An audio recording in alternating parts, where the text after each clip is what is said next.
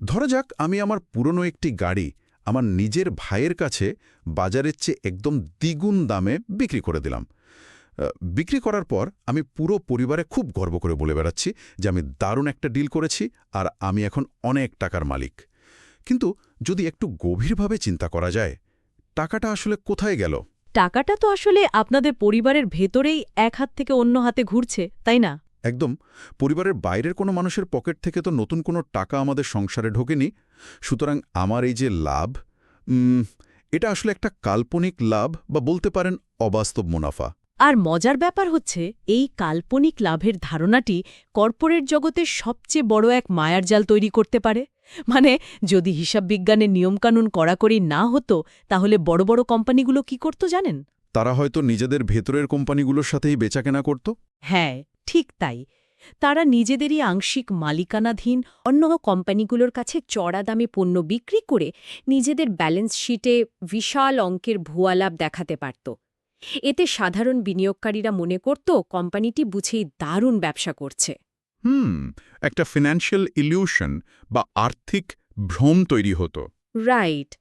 আর এই ধরনের corporate illusion ঠেকানোর জন্যই ইন্টারন্যাশনাল ফিনান্সিয়াল রিপোর্টিং স্ট্যান্ডার্ডস বা IFRS এর কিছু সুনির্দিষ্ট নিয়ম রয়েছে। আচ্ছা, আজ আমরা সেই মায়ার জাল ভেদ করারই চেষ্টা করব। যারা শুনছেন তাদের সবাইকে স্বাগত জানাচ্ছি আমাদের আজকের এই বিশেষ গভীর আলোচনায়। আমাদের হাতে থাকা সোর্স মেটেরিয়াল মানে IFRS স্ট্যান্ডার্ডসের চ্যাপ্টার 13, টপিক 5 থেকে IS 28 এর নোটগুলো নিয়ে আজ আমরা বিশ্লেষণ করব। বিশেষ করে প্যারেন্ট কোম্পানি এবং তার অ্যাসোসিয়েট বা সহযোগী কোম্পানির মধ্যে যখন লেনদেন হয় তখন এই আনরিয়েলাইজড প্রফিট বা অবাস্তবায়িত মুনাফাকে কিভাবে সামলানো হয় সেটাই আমাদের মূল ফোকাস। হ্যাঁ, আমাদের আজকের আলোচনার একটা সুনির্দিষ্ট মিশন আছে। যারা চার্টার্ড অ্যাকাউন্টেন্সি বা CA নিয়ে পড়াশোনা করছেন তাদের জন্য সাধারণ সংজ্ঞার বাইরে গিয়ে এই হিসাব নিকাশ এবং অ্যাকাউন্টিং ট্রিটমেন্টের অন্তর্নিহিত লজিকগুলো ধাপে ধাপে বোঝাবে খুবই জরুরি। আমরা শুধু নিয়ম মুখস্থ করব না, পেছনের কেন বা ওয়াইটা খুঁজব। এই লজিকটা বুঝতে হলে প্রথমে আমাদের কনসলিডেশন বা একত্রীকরণের মূল দর্শনে যেতে হবে। মানে একটি কোম্পানির ওপর অন্য একটি কোম্পানির যখন একছত্র আধিপত্য বা কন্ট্রোল থাকে তখন তাকে আমরা বলি সাবসিডিয়ারি। আচ্ছা। সেই ক্ষেত্রে দুই কোম্পানির ভেতরের সব বেচাকেনা আমরা পুরোপুরি মানে 100% বাতিল করে দিই, কারণ তারা দিন শেষে একই সত্তা। কিন্তু অ্যাসোসিয়েটের ক্ষেত্রে ব্যাপারটা ভিন্ন। অ্যাসোসিয়েটের ওপর তো প্যারেন্ট কোম্পানির কোনো পূর্ণ নিয়ন্ত্রণ থাকে না, তাই না? একদম ঠিক ধরেছেন। অ্যাসোসিয়েটের উপর থাকে সিগনিফিক্যান্ট ইনফ্লুয়েন্স বা উল্লেখযোগ্য প্রভাব, সাধারণত যার অর্থ হল 20% থেকে 50%-এর মধ্যে মালিকানা। তার মানে হলো অ্যাসোসিয়েট পুরোপুরি মূল গ্রুপের অংশ নয়। ধরুন যদি প্যারেন্ট কোম্পানির মালিকানা থাকে 35%, তার মানে বাকি 65% মালিকানা বাইরের অন্য কোনো বিনিয়োগকারীর হাতে। রাইট। এই কারণেই যখন প্যারেন্ট এবং অ্যাসোসিয়েটের মধ্যে কোনো বেচাকেনা হয় তখন আমরা পুরো 100% লেনদেন বাতিল করতে পারি না, কারণ ওই বাইরের 65% মালিকদের দৃষ্টিকোণ থেকে এই বেচাকেনাটা কিন্তু একদম বাস্তব। ঠিক এই জায়গাটিতেই চলে আসে ইনভেস্টার্স শেয়ার বা বিনিয়োগকারীর অংশের ধারণা। যেহেতু প্যারেন্ট কোম্পানি কেবল নির্দিষ্ট কিছু শতাংশ শেয়ারের মালিক, তাই কেবল সেই নির্দিষ্ট পার্সেন্টেজের সমপরিমাণ আনরিয়েলাইজড প্রফিটই হিসাব থেকে বাদ দিতে হয়। আচ্ছা, বুঝতে পেরেছি। আর এই হিসাবের পুরো চিত্রটা নির্ভর করে বিক্রয়ের দিক বা ডিরেকশন অফ সেলের ওপর, অর্থাৎ কে কাকে পণ্য পাঠাচ্ছে এবং কার গুদামে পণ্যগুলো আটকে আছে। এই বিক্রয়ের দিকের উপর ভিত্তি করেই আমরা লেনদেনকে দুটি ভাগে ভাগ করতে পারি, ডাউনস্ট্রিম এবং আপস্ট্রিম। হ্যাঁ। যখন প্যারেন্ট কোম্পানি তার অ্যাসোসিয়েটের কাছে পণ্য বিক্রি করে তখন যেন ক্ষমতার উপরের স্তর থেকে নিচের স্তরে পণ্য নামছে, তাই একে বলা হয় ডাউনস্ট্রিম সেল।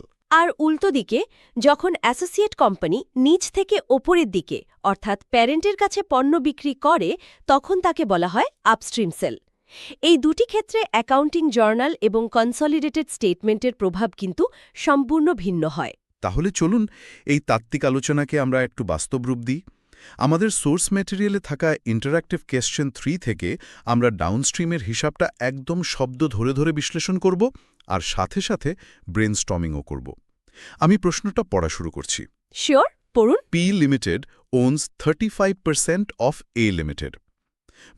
দাঁড়ান, এখানে একটু থামি। এই একটা লাইনেই কিন্তু আমাদের পুরো ভিত্তি লুকিয়ে আছে। পি হচ্ছে প্যারেন্ট বা বিনিয়োগকারী, আর এ হচ্ছে অ্যাসোসিয়েট।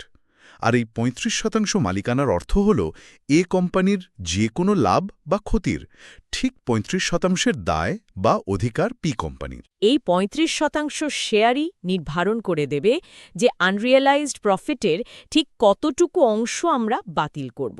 আচ্ছা। এরপর বলা হচ্ছে, during the current financial year, P Limited sold goods to A Limited for currency units 300,000, on which its gross margin was 40%. আচ্ছা। এখানে লজিক্যালি একটা প্রশ্ন আসে।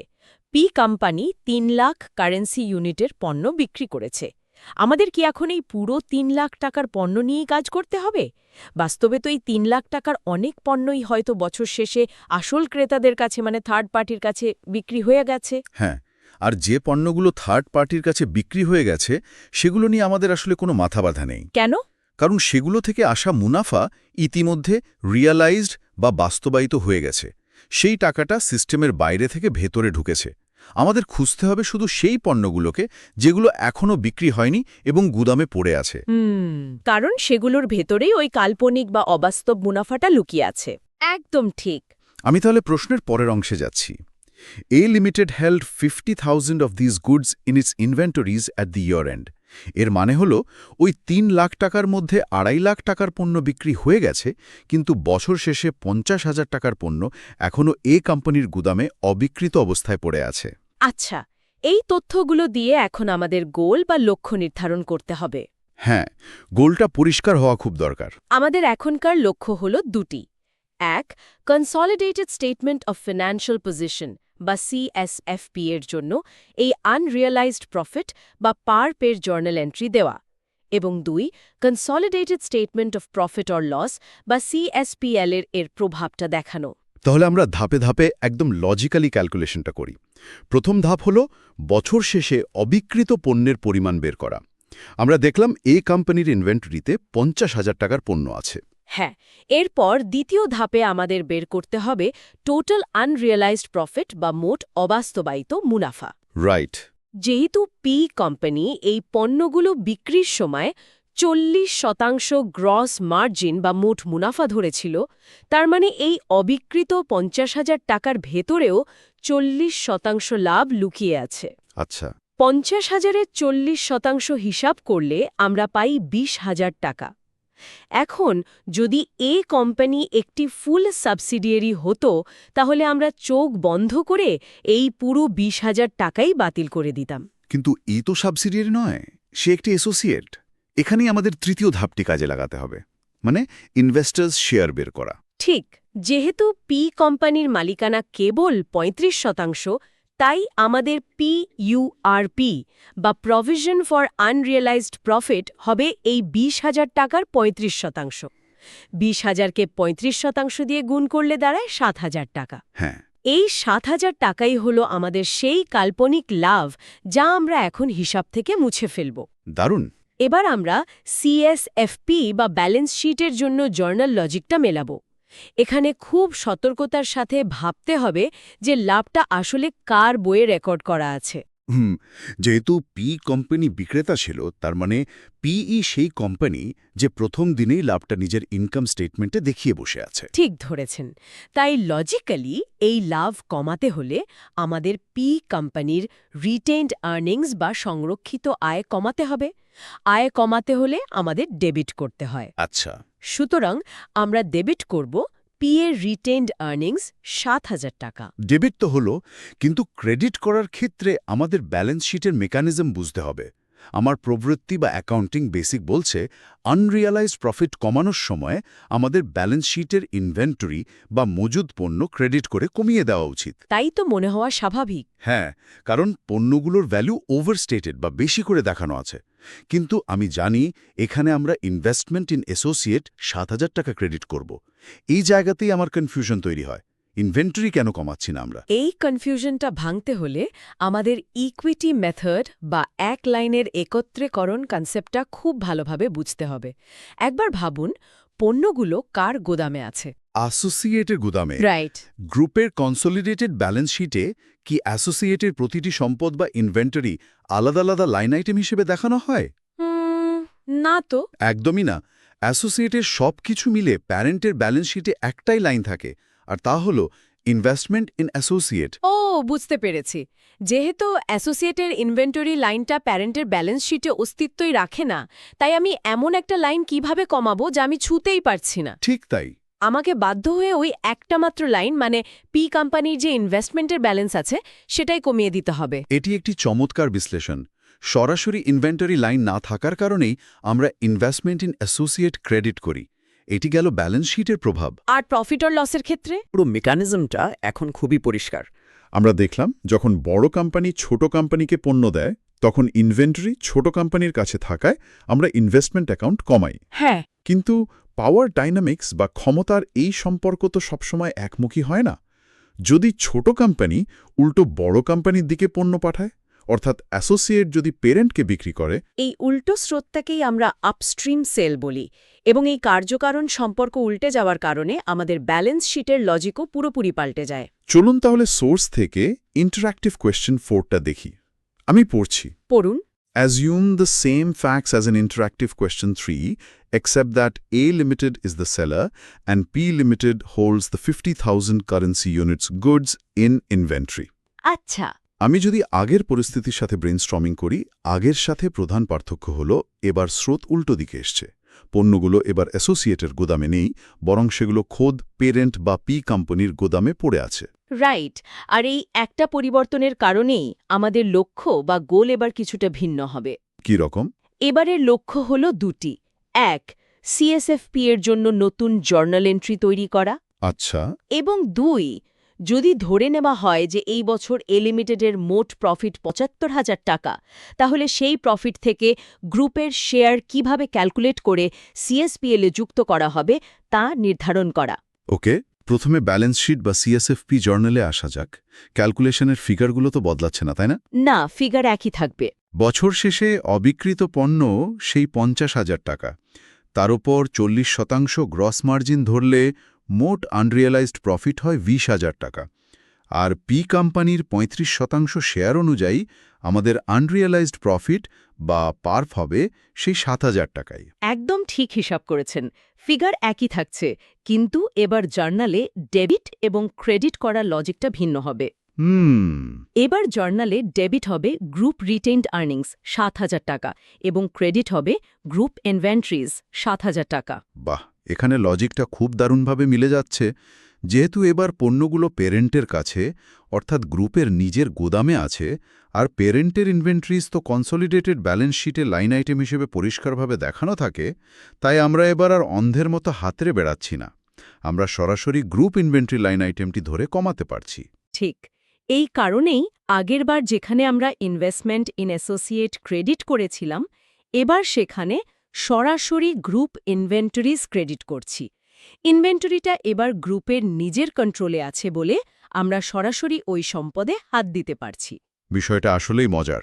এবার তাহলে আমাদের ওই দ্বিতীয় লক্ষ্যটাতে যাই, যেখানে অনেক শিক্ষার্থী হিসাব করতে গিয়ে ভুল করে ফেলে। হ্যাঁ, শেয়ার অফ অ্যাসোসিয়েটস প্রফিটের হিসাব। প্রশ্নে বলা আছে এ লিমিটেডের বছরের প্রফিট ৭৫,০০০ টাকা। রাইট। আমরা ধাপে ধাপেই ক্যালকুলেশনটা এগোব। প্রথম ধাপে এ লিমিটেডের মোট প্রফিট হল ৭৫,০০০ টাকা। এটা হলো তাদের নিজস্ব ইনকাম স্টেটমেন্টের প্রফিট। আচ্ছা।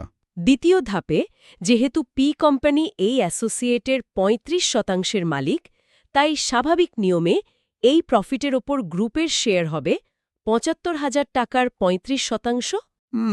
৭৫,০০০কে ৩৫% দিয়ে গুণ করলে আমরা পাই ২৬,২৫০ টাকা। তো এই ২৬,২৫০ টাকাই কি আমরা সরাসরি আমাদের সিএসপিএলে share of profit of associate হিসেবে নিয়ে যাব? না, এখানে একটু থামতে হবে। তৃতীয় ধাপটি হল সবচেয়ে ক্রিটিক্যাল। কেন?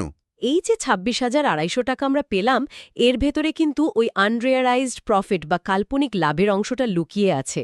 আমাদের মনে রাখতে হবে এবার বিক্রেতা কে ছিল। A limited. রাইট।